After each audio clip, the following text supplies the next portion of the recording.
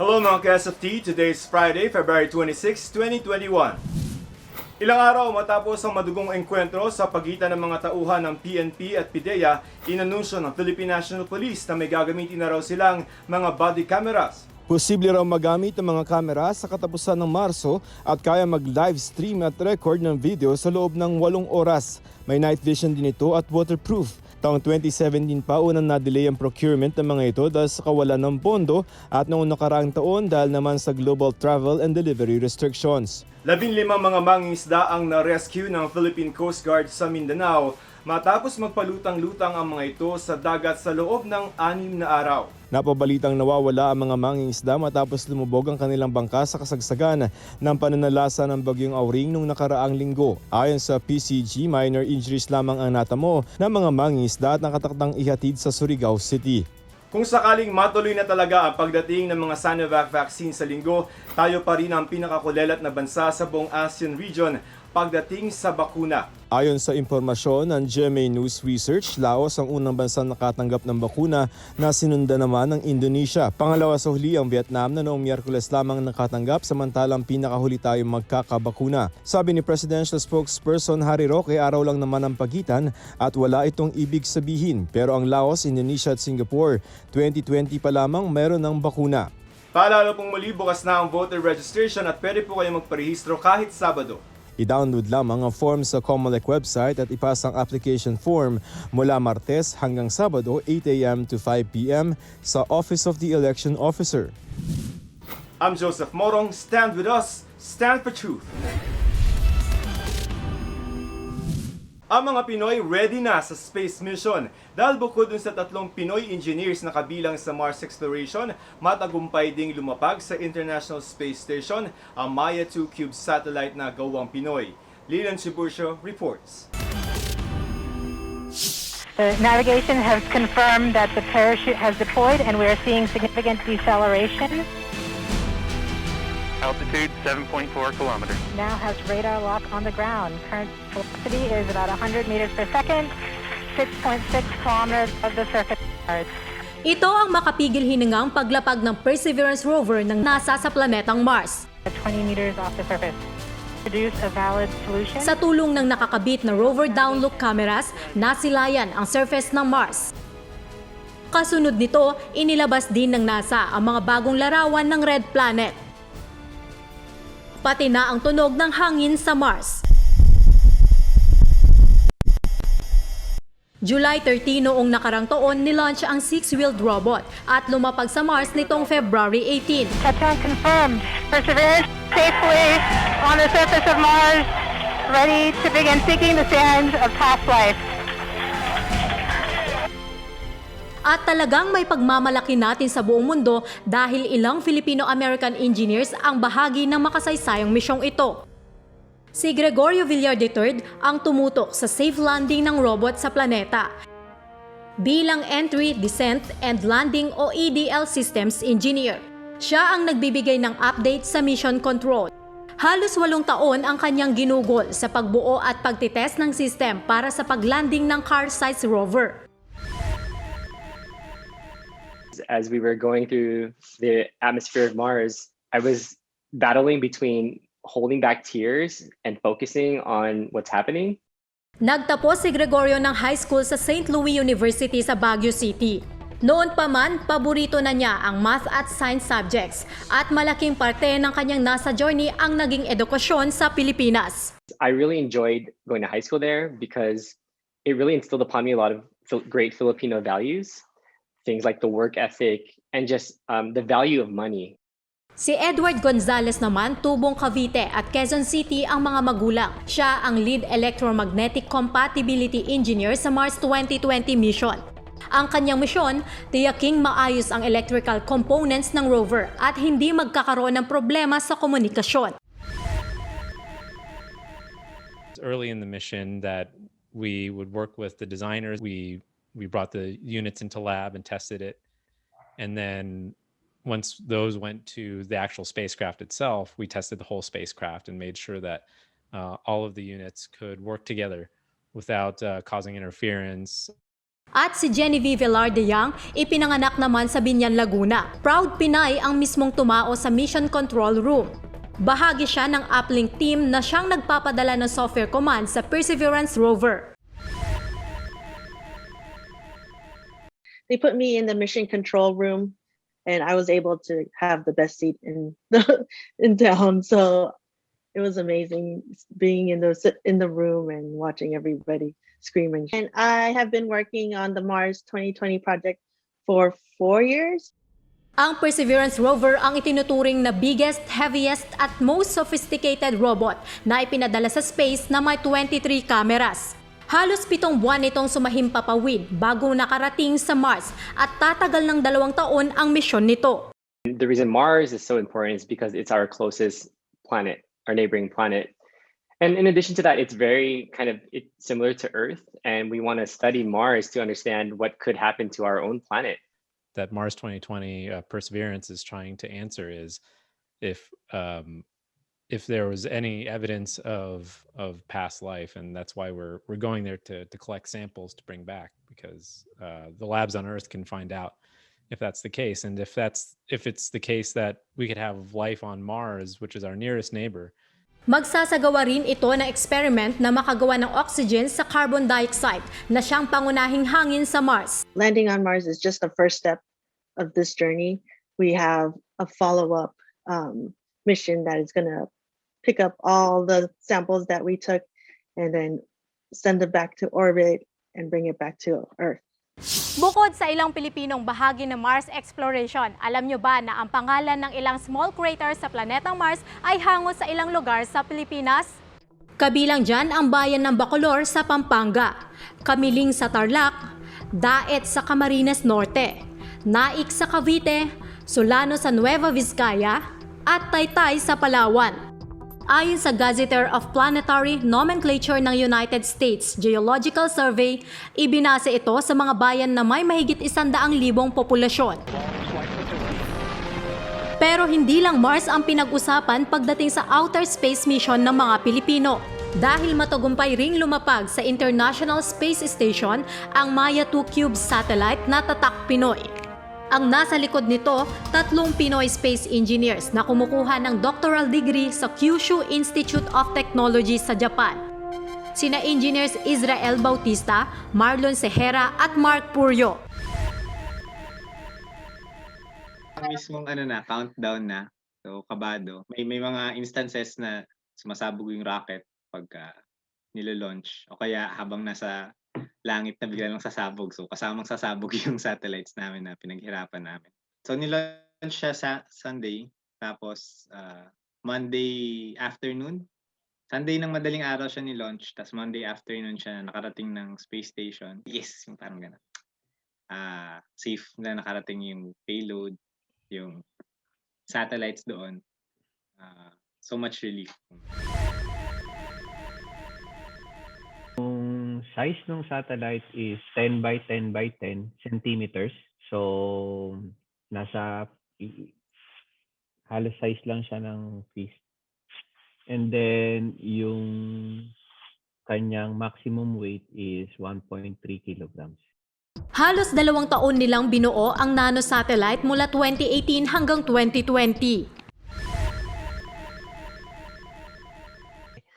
Yung onset nung final part ng project, nag-pandemic naman. So kami as members ng team, we're not allowed to go there all in group. So we have to do some meetings remotely, tapos yung mga testing na kailangan itong tao na taong gumawa. We do it remotely na lang. Nagpe-prepare na kami ngayon doon sa deployment at saka doon sa magiging operation ng satellite. Doon natin makikita yung output mismo ng satellite.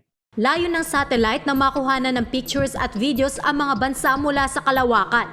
Makatutulong raw ito sa pananaliksik sa mga lugar na wala pang cell sites sa Pilipinas. May tuturing na panibagong milestone ang paglapag ng Pinoy satellite sa International Space Station. Kaya naman hinihikayat ng Philippine Space Agency o PhilSA ang ating mga kababayan na mag-aral ng science, technology, engineering, and mathematics o STEM.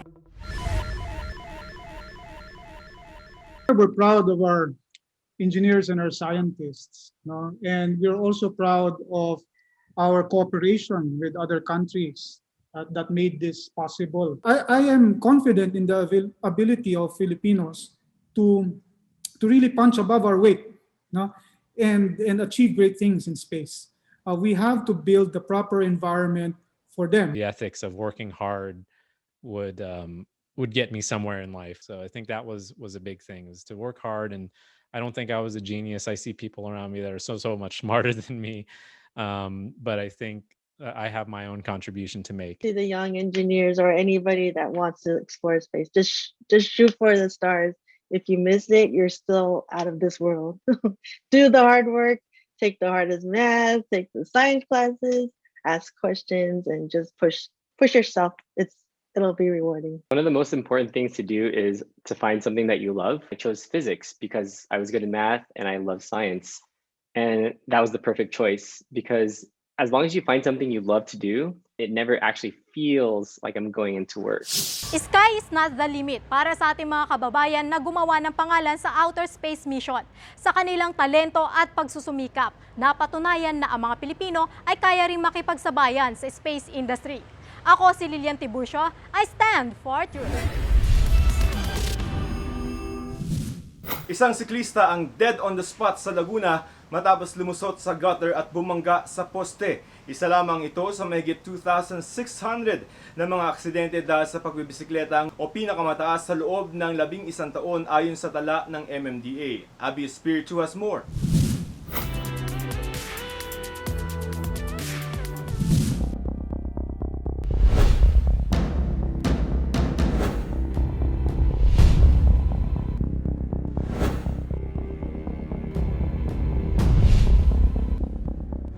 Kasabay ng lockdown nitong pandemya ang paghihigpit na rin sa mga pampublikong sasakyan. Kaya naman dumarami ang lumipat sa pagbibisikleta, mapatrabaho o pampalipas oras lang. Ngunit kasabay rin nito ang pagtaas ng kaso ng mga bike accident sa bansa.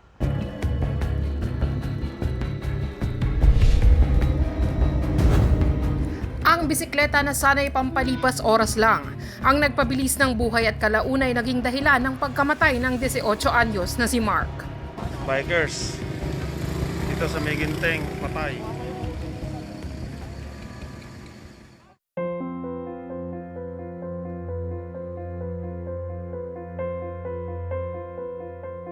Tuturo nga po ako nung alis nga po siya kanina madaling araw, tinigilan ko po. Sinabihan ko na yung bike nga niya po, medyo malipis na yung gulong. Matamlay po siya, tinitigan niya lang po. 2 buwan pa lang simula ng mahikayat at mahilig si Mark sa pagbibisikleta. Nasa trabaho po ako may tumawag lang po sa akin na hindi po sinabi na wala na nga po. Kasi sabi sa akin, activate ko lang daw po sa ospital.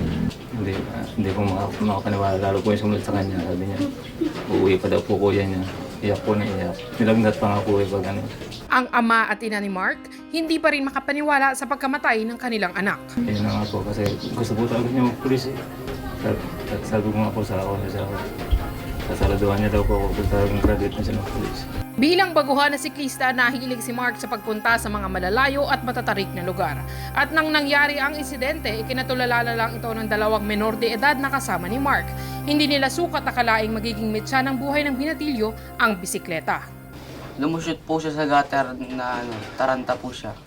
Bumangga po siya sa poste. Nakita po siya nung kasama ko ng isang tropa, nasa likod niya. Ako po ay nasa unahan. Hinintay ko po siya dahil biniligan ko po siya doon. Pagbalik ko pa wala pong malay. Natakot po kami, taranta. Hindi po namin alam gagawin namin. Gusto lang po namin makarating sa gusto namin pumuntahan eh. Sa Takaytay po. Doon po kami lagi nagbabike eh. Ang tamang paraan is wag nang paabutin doon, no? You shouldn't go faster than what you can control. But if you're losing control of the bike, the thing to do is, of course, never lock your brakes. So an experienced cyclist will know to apply the proper pressure, no? That they can slow down somewhat and still maintain control of the bike, no? Control na the direction of your bike. Look for somewhere where you're gonna hit, no? Ayon sa barangay captain ng barangay Kasile, Kabuyaw, Laguna, madalas umano ang aksidente sa boundary ng Laguna at Tagaytay. Yun, medyo matarik yun pababa. Matagal-tagal na yan nangyari doon na may nahulog na na AUV doon. Nawala ng preno. Yung iba yung na-slide lang yung mga biker kasi nga hindi sila nag-iingat. Tayo naman po ay may ambulance dito at may mga rescue team din tayo na sumasaklolo pag may nangyayaring ganyan. Tumisan nga lang po ay medyo napakalayo ng mga pagitan ng barangay. Base sa monitoring data ng Metropolitan Manila Development Authority o MMDA, tumaas ang mahigit 2,600 ang bicycle accident sa bansa noong nakaraang taon. Pinakamataas umano ito sa loob ng 11 taon.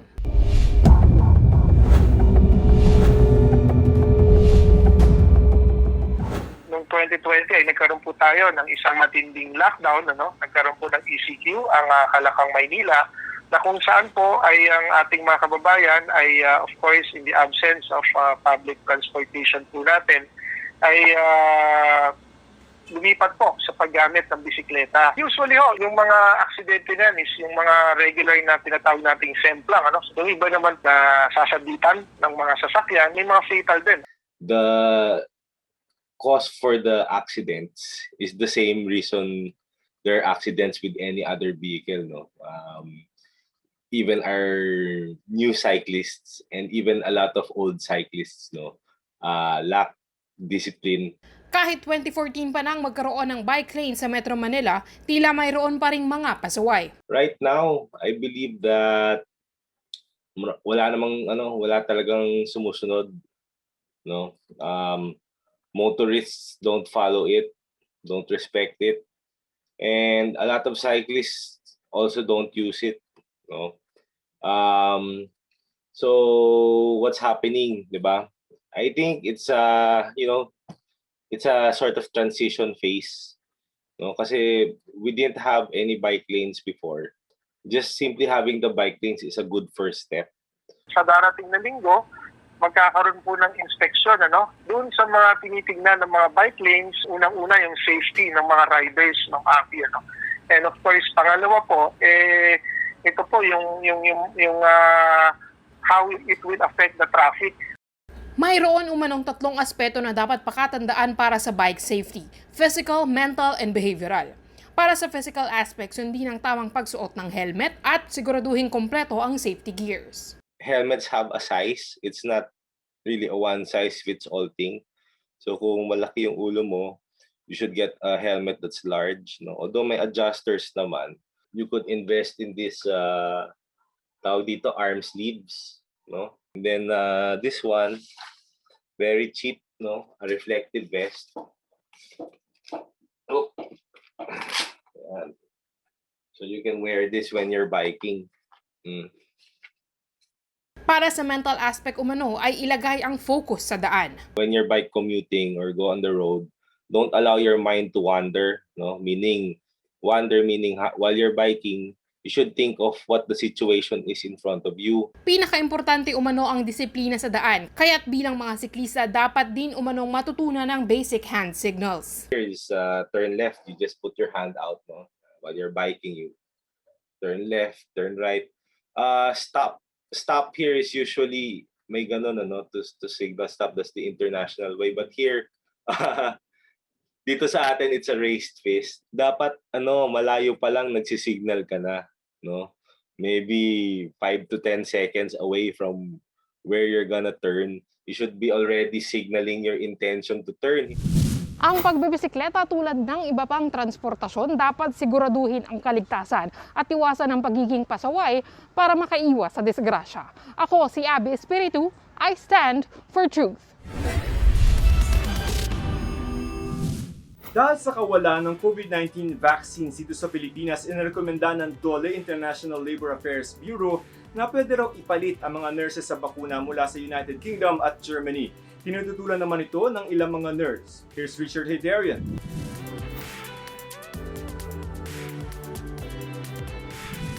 Alam natin na kulelat ang Pilipinas pagdating sa procurement of vaccines. By many estimates, the Philippines will be able to vaccinate a majority of its population more or less at the same time as sub-Saharan Africa and among the least developed countries in the world. Kaya medyo desperado ang government to catch up with the situation. And one solution is relaxation of restrictions on the deployment of Filipino nurses and health workers abroad.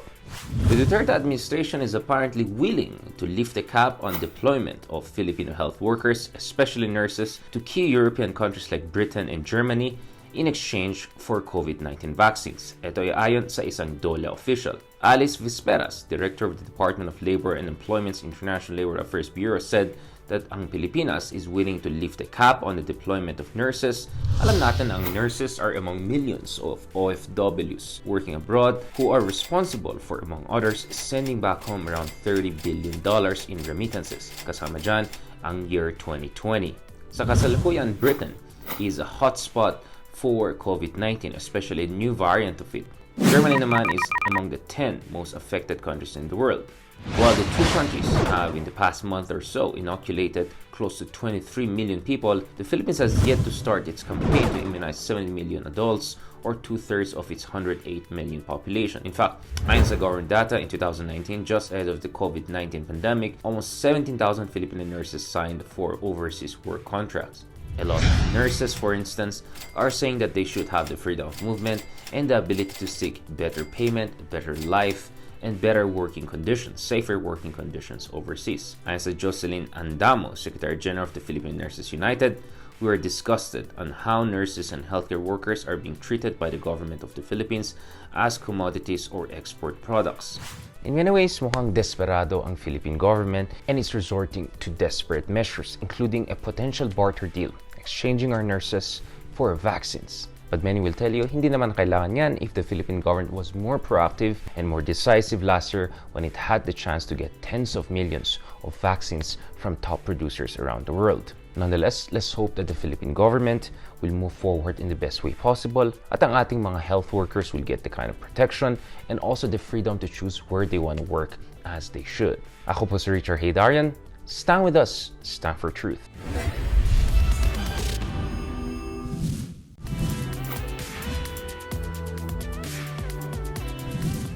Sa wakas, sa February 28, darating na ang pinakaunang bakuna laban sa COVID-19 ng Pilipinas, ang Chinese-made na CoronaVac vaccine ng kumpanyang Sinovac Biotech. At mismong si Pangulong Duterte daw ang personal na sasalubong ng 600,000 doses ng bakuna galing sa Sinovac. Pero ang tanong, mga stand for truth, for the record, sino ang gagamit ng Sinovac vaccines?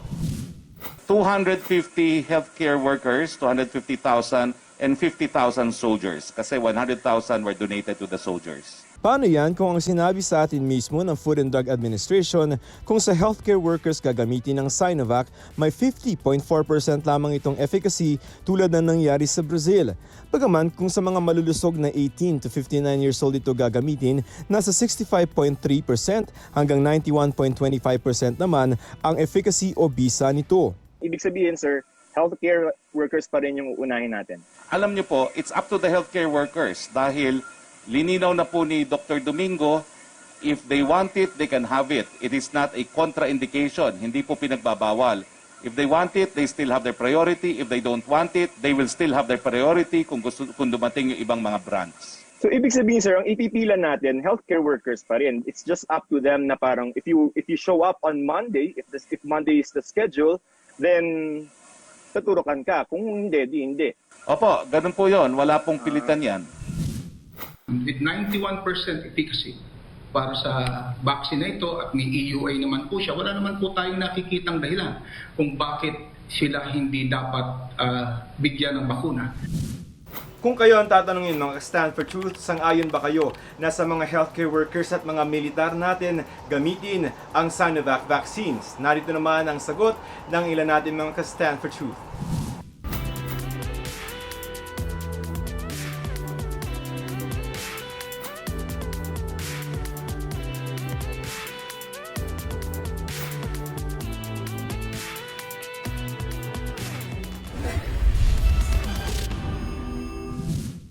And that's all for today, mga KSFT. Don't forget to like and follow Stand for Truth GMA Facebook page for the latest updates. I'm Joseph Morong. Stand with us. Stand for Truth.